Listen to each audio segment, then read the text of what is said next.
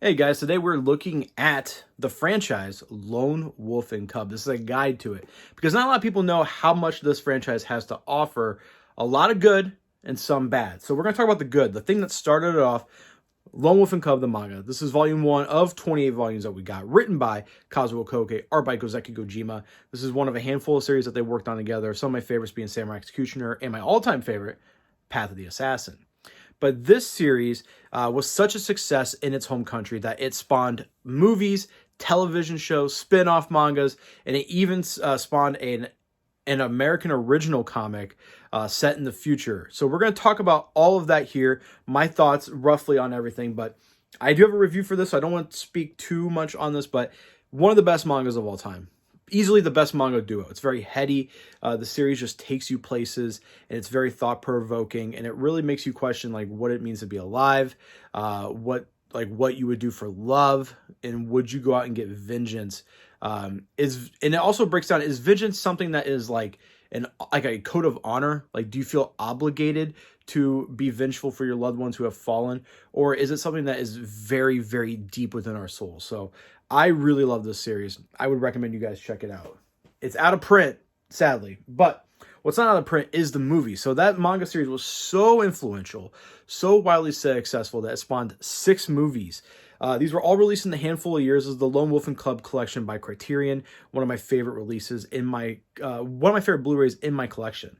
So we got Sword of Vengeance, Baby Cart at the River Styx, my personal favorite, Baby Cart to Hades, Baby Cart in Peril, Baby Cart in the Land of Demons, and White Heaven and Hell. Criterion has really knocked it out of the park. So these movies came out originally in America as one movie. It was the first movie spliced with the second movie called Shogun's Assassin, I believe is what it's called, or Shogun's Executioner.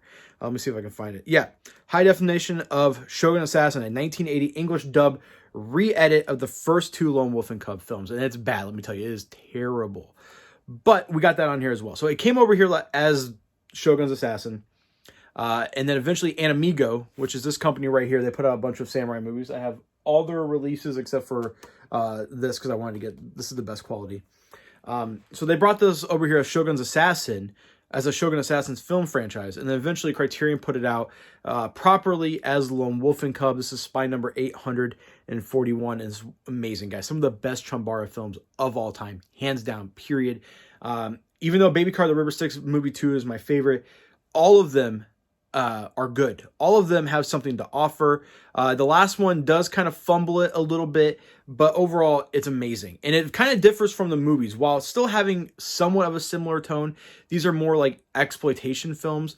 These are very grindhousey, lots of blood, lots of violence, but still, just like the manga, there is lots of moments of silence and just beautiful shots of the landscape. If you guys are even remotely interested in Japanese cinema, I highly recommend you guys watch this. These are just essential movies. And with the success of the movies, it spawned a television show. This is the thing that not a lot of people know, is that this is the Lone Wolf and Cub television show. This went on for 70 plus episodes in Japan. We sadly only got 26 episodes, which are these. These are put out by Tokyo Shock, and Tokyo Shock is the movie sublabel of Media Blasters, the anime company.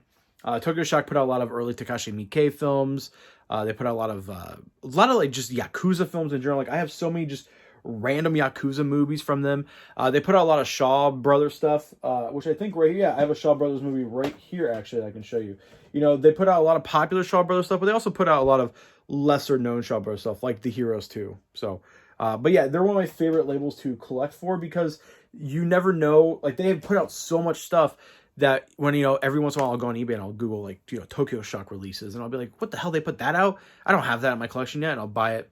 So the Lone Wolf and Cub television show ran for, like I said, 70 plus episodes. Different actors than the movies. All 6 films have the same 2 main actors for the son and the dad. But this is a lot more. This is a lot more similar to the manga in tone. It's got a lot of the same story beats, but there's a lot more there. There's a lot more side characters, and this is just a ton of fun. I highly recommend you guys watch it. If you guys are fans of like Western shows, this is like the Japanese equivalent of like Gunsmoke. I love this series a lot. And sadly, we only got 26 episodes. I wish we would have got more. This was one of my whales because they put these out in 6 single volumes with just a handful of episodes on them each. And then they put out these really nice box sets with really nice artwork, which I think the artwork is actually covers. Because when the manga came out in America, it was put out in comic form in the floppies, and each cover was written by or illustrated by a famous comic artist at the time. So, like for instance, Frank Miller did the infamous first one right here. That is a Frank Miller design. Frank Miller is famous for 300 or Sin City. And we only got like roughly like 40 floppy issues of Lone Wolf and Cub before eventually Dark Horse started putting them out in those really tiny travel editions. But that's not it. The manga also spawned a sequel called Boruto. I'm just kidding. It's called New Lone Wolf and Cub. It's vice versa. The son is now the dad. And with his son, it's not good. That is written by Kazuo Koike. And then there's an American sequel or spinoff called Lone Wolf and Cub 2109 or something like that. It's set in the future. Not good at all. But in 1992, they made a 7th movie, a completely unnecessary movie, one of the worst movies I've ever seen, and that is and I own it. It was like $1. Actually, shipping was more than the actual thing. It was Lone Wolf and Cub: The Final Conflict, aka Handful of Sand. Now this looks like a bootleg. Even this looks like a bootleg. But no, this is an official release from Banzai Entertainment. Kind of lower. They put out like kind of like lower quality movies. But yeah, this is terrible. Absolutely terrible. I would not recommend picking this up at all. But that is the deep dive into Lone Wolf and Cub. If you guys can find the manga, I highly, highly recommend it. But if you can, pick these movies up, guys. These are phenomenal. I will be reviewing the manga. By the time you see this, I have it recorded.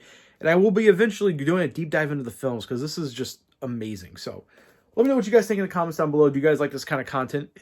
And if you do, I will be making more, maybe one for Zatoichi. So let me know in the comments down below, guys. I'm Flip, and I'll see you next time.